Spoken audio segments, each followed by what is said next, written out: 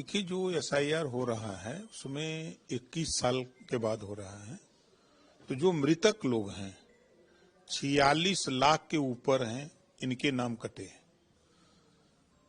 1,23,00,000 ऐसे मतदाता हैं, 1,23,00,000 जो शिफ्ट हैं।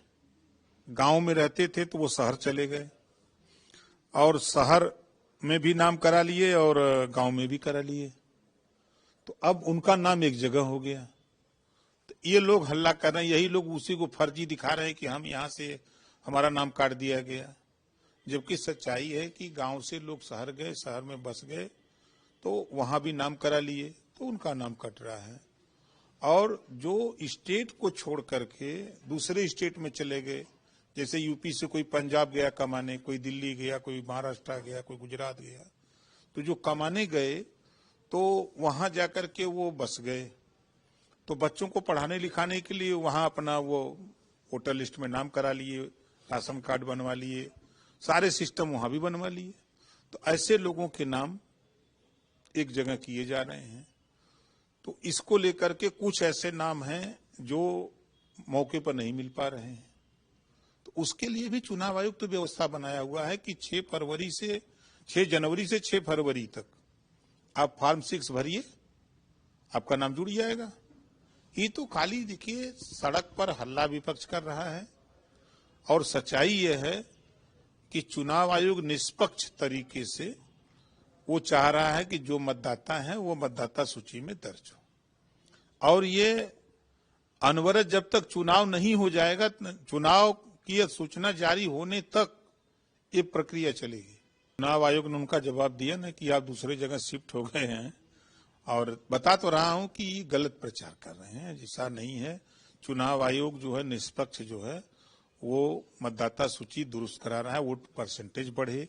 अब भाई 46 लाख मतदाता जो मृतक थे, इस वजह से परसेंटेज ये भी घटता था। जो शिफ्ट हो गए थे शहर और गांव से, इसकी वजह से भी वो एक जगह वोट देते थे, एक जगह नहीं देते थे, तो वहां परसेंटेज में वो गिरावट आती थी। तो इन सब चीजों को देखते हुए ये विपक्ष के लोग सिर्फ गुमराह करने की साजिश कर रहे हैं और कोई बात नहीं।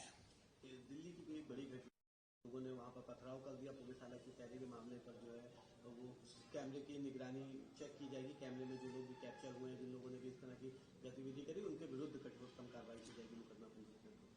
देखिए, अवैध तरीके से जो लोग जहां भी पूरे देश में कहीं भी सरकारी संपत्ति पर कब्जा किए हैं, या मंदिर है, मस्जिद है, गिरजाघर है, गुरुद्वारा है, उसके आसपास लोग झोपड़ी डाल डाल करके अतिक्रमण किए हुए हैं, तो ऐसी जगहों पर जब कार्रवाई हो रही है तो कुछ अराजक तत्व उसमें शामिल हो रहे हैं। तो ऐसे लोगों के खिलाफ, चूंकि सीसीटीवी कैमरे लगे हुए हैं, उनको उसमें से निकाल के उनके खिलाफ कार्रवाई होगी।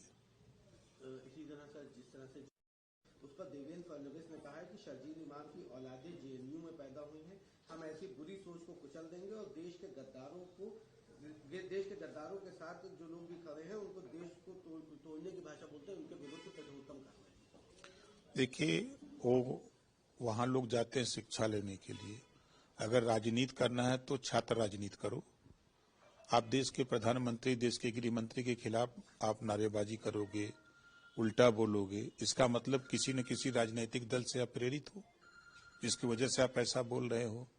तो कानून का राज है ना, कानून के राज में कानून अपना काम करेगा और आप अपना काम कर रहे हो। जब यही गिरफ्तारी होगी, मुकदमा लिखा जाएगा, गिरफ्तारी होगी, तो फिर यही विपक्ष के लोग चिल्लाएंगे कि एक पक्षी कार्रवाई हो रही है। तो आप ऐसा क्यों करवा रहे हो? बच्चे जा रहे हैं यूनिवर्सिटी में, तो वहां शिक्षा लेने जा रहे हैं, तो उनको शिक्षा लेने दो। अगर राजनीति उनको करना है तो छात्र राजनीति करें, वहीं से निकल करके सभी लोग आते हैं, तो वहां से निकल करके फिर आइए, कुर्ता पैजामा इधर चढ़ा करके आइए, झंडा उठा लीजिए।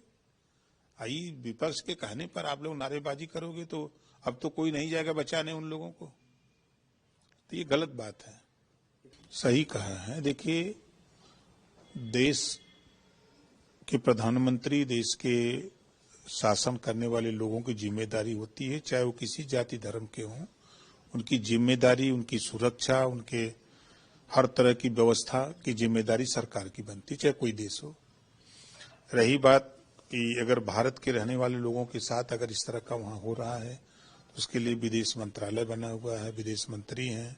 वहीं के अल्पसंख्यक हिंदू हैं, उन्हीं के साथ नहीं तो वहीं के जो है तो ये गलत हो रहा है, तो उसके लिए विदेश मंत्रालय भी तो है और प्रधानमंत्री जी हैं, सब लोग उसके लिए कार्रवाई में लगे हैं, बातचीत तो कर रहे हैं कि इस तरह की घटना ना हो।